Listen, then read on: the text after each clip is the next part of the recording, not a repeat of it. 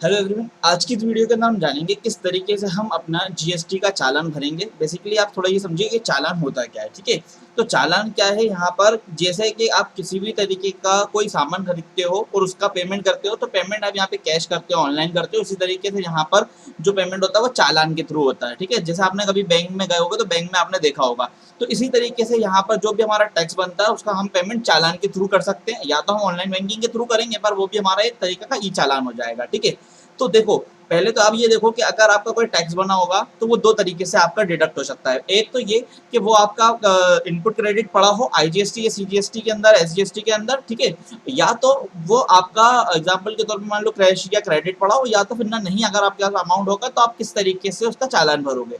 तो एक चीज मैं आपको बताऊंगा, जब आप टैक्स बनेगा तो आप उसी टाइम भी आप भर सकते हो, पर अगर आपने एक टैक्स कैलकुलेट कर रखा है या आपको एडवांस टैक्स भरना, मान लो आपने एग्जांपल के तौर पर सोचा कि यार इस बार 8-1 हज़ार रुपए का टैक्स भरना है, चलो मेरे पास 10,000 रुपए मैं जीएसटी पोर्टल पे जमा कर देता हूँ पहले ही। ठीक है ना, तो ये एडवांस टैक्स के नाम पे जमा हो जाएगा। तो आपको यहाँ पर कैसे टैक्स भरना होगा, क्या कैसे चालान बनाओगे आप, ये देख लेते हैं। या आपका कभी टैक्स भी बना तो आप कैसे आप उसको भरोगे।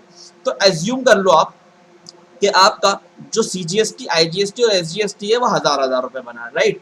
तो आपको कितना टैक्स बना, 3,000 रुपए बना। आप इसको डायरेक्टली भी कैसे भर सकते हो, या आप मान लो कल के रोज अगर आप किसी क्लाइंट के लिए काम करते हो और उस क्लाइंट को आपके ऊपर ऐसा ट्रस्ट नहीं होता कि वो आपको डायरेक्ट पेमेंट नहीं देना चाहता, या वो ट्रस्ट तो एक बात की चीज है, मेनली पोर्टल में मान लो आप ना कि सही फॉर्मेट क्या होता है, तो सही फॉर्मेट भी ये है कि आप सामने वाले से बोलो कि भाई ये रही आपकी वीडियो, आप मेरी वीडियो दे दो या अपना खुद वीडियो बना के दे दो और आप इस तरीके से चालान भर लो। तो उस बंदे को आप इतना गाइड कर दो ताकि वो अपने हाथ से खुद का चालान भरे, ताकि उसको ट्रस्ट ज्यादा बिल्ड हो। ठीक है ना, तो सिंपल आपको इस पेज के ऊपर आ जाना, डैशबोर्ड के ऊपर, यहाँ पर जाना है आपको पे टैक्स के ऊपर। ठीक है, अभी का पे टैक्स पे आप जाओगे, सिंपली मैं अभी क्या हो गया बोल रहा था, मैं बोल रहा हूँ कि अभी आज के टाइम पे यही अपडेट है। इनकेस अगर कैलकुलस कुछ फ्यूचर में चेंजेस होते हैं तो हम इसको कोर्स के अंदर भी इम्प्लीमेंट कर देंगे चेंजेस के अंदर। ठीक है ना, तो देखिए आप यहाँ पर आपको दो चालान देखने को मिलते हैं, एनी अदर पेमेंट्स या monthly payments for quarter returns.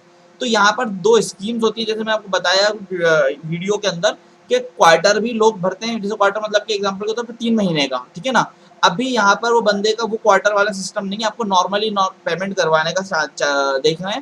तो यहाँ पर करना है एनी अदर पेमेंट्स। सिंपली इससे क्या होगा, आपके कैश बैलेंस के अंदर अमाउंट बढ़ जाएगा। एनी अदर पेमेंट्स पे क्लिक करके आप प्रोसीड पे क्लिक करेंगे, राइट। प्रोसीड पे क्लिक करेंगे तो क्रिएट चालान हो जाएगा। अब देखिए आपको यहाँ पे 3 कॉलम देखने को मिलेंगे चालान के अंदर।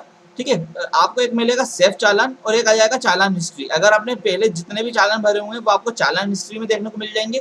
इनकेस आपको देखना है आपने सीए से कितने भरवाए या कुछ भी, अगर इनकेस फ्यूचर आपको पास्ट का देखना है तो आप यहाँ से जाके देख सकते हो। ठीक है, इस चालान हिस्ट्री में इसका एक और रास्ता देखने को मिलता है चालान हिस्ट्री का ओपन करने के लिए। आप सर्विसेज में जाओगे, सर्विसेज में जाने के बाद आप यहाँ पर आप देखोगे, बेसिकली मैं कहाँ पर गया, पेमेंट्स में गया, राइट।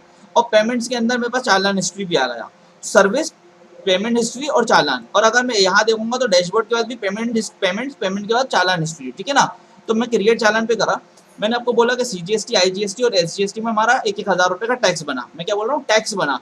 ठीक है, तो आपको टैक्स वाले कॉलम में डालना है। इनकेस अगर आप लेट हो गए और आपका इंटरेस्ट शो कर रहा है कि आपको कोई इंटरेस्ट पेनल्टी फीस लगी है, तो आप यहाँ पे इंटरेस्ट या पेनल्टी फी के अंदर उसको भरोगे। ठीक है, या अगर आपको कोई लेट फी लगी है तो आप उसको लेट फी में भरोगे।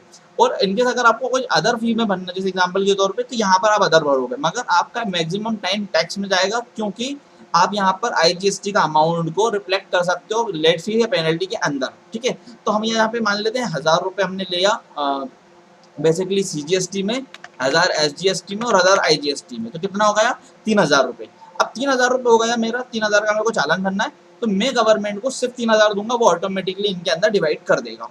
तो ये कैसे होगा आप समझिए, मेरे पास यहाँ पे 3 कॉलम देखने को मिलते हैं, एक हैगा ई पेमेंट्स, एक हैगा ओवर द काउंटर, एक हैगा एनईएफटी एंड आरटीजीएस। तो एक एक करके तीनों को समझ लेते हैं।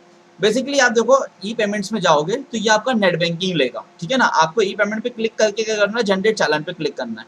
तो जनरेट चालान के ऊपर बेसिकली आपका एक चालान बन के आ जाएगा, और चालान ये ई पेमेंट्स के थ्रू आएगा। ठीक है, प्रेफर बैंकिंग में आपका वो बैंक आएंगे जो जिससे आपने लास्ट टाइम में भरा हुआ है, नहीं तो आपको बेसिकली नेट बैंकिंग को चूज कर लेना है। नेट बैंकिंग में आपके पास जिस टाइम गवर्नमेंट पोर्टल का, जीएसटी पोर्टल का जिन बैंक्स के साथ कोऑर्डिनेशन होगा, वो सारे के सारे बैंक यहाँ पे आपको देखने को मिल जाएंगे। ठीक है ना, तो लिमिटेड लोग ज़्यादातर ये जो करते हैं ISC SBI से हो जाता है, bank of Baroda, bank of India, axis या बड़े जितने भी ब्रांड्स हैं यहाँ पे मिल जाएंगे आपको, छोटे मोटे बैंक नहीं मिलते, ठीक है ना। सिंपली आपको यहाँ पे मेक पेमेंट पे क्लिक करना, तो होगा क्या, इससे आपका डायरेक्टली पहुंच जाओगे आप कहाँ पर, आपके जो आपके पीसी पे अगर आप कर रहे हो या लैपटॉप के ऊपर आप कर रहे हो, सीधे उनकी वेबसाइट के ऊपर पहुंच जाओगे, वहां पे अपना यूजर आईडी पासवर्ड भरो और पेमेंट का चालान करो, आप पेमेंट हो जाएगा आपका, ठीक है ना।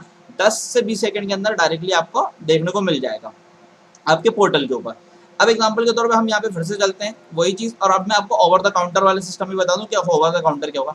मान लेते हैं कि हमको नेट बैंकिंग के थ्रू नहीं करना, हमको ओवर द काउंटर करना है। तो ओवर द काउंटर में क्या होगा, बेसिकली आपको एक स्लिप मिलेगी। देखिए मैं निकाल के भी दिखाता हूँ आपको। सिंपली मैं SBI पे जाता हूँ, ठीक है, एक कोई सा भी बैंक चूज कर लेता हूँ यहाँ पे मैं आपको।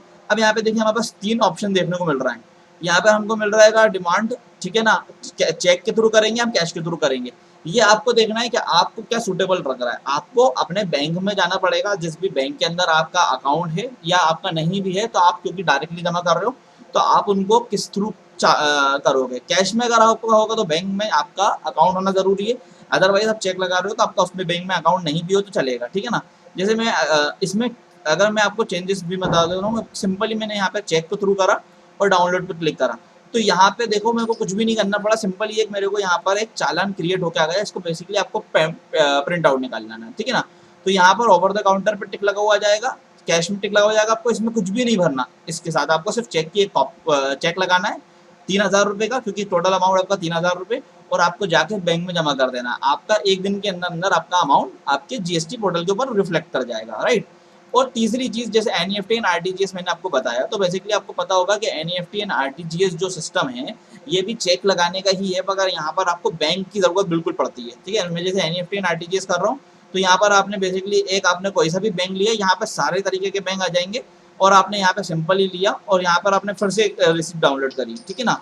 यहाँ पे भी आपकी same as it is receipt download होगी, वो रिसिप्ट लेके आपको जाना है, एक स्लिप आपकी मिल जाएगी, एंड यहाँ पर टिक लगा होगा NEFT एंड RTGS। तो आप यहाँ पे भी अपना कैंसिल चेक ही लगाओगे, पर यहाँ पर जो पेमेंट का मोड होगा वो NEFT एंड RTGS होगा, ठीक है। और यहाँ पर सारा करने के बाद आपका जो पेमेंट होगा वो कहाँ रिफ्लेक्ट होगा, आपको आपके सेक्शन यहाँ पर देखिए, आप यहाँ पर कैश लेजर वाले कॉलम में IGST, CGST एंड HGST के अंदर अंदर आपको मिल जाएगा, ठीक है ना। तो आज की वीडियो में हमने यही चीज को जानना था। मिलते हैं नेक्स्ट वीडियो में नेक्स्ट टॉपिक के साथ। Thank you so much.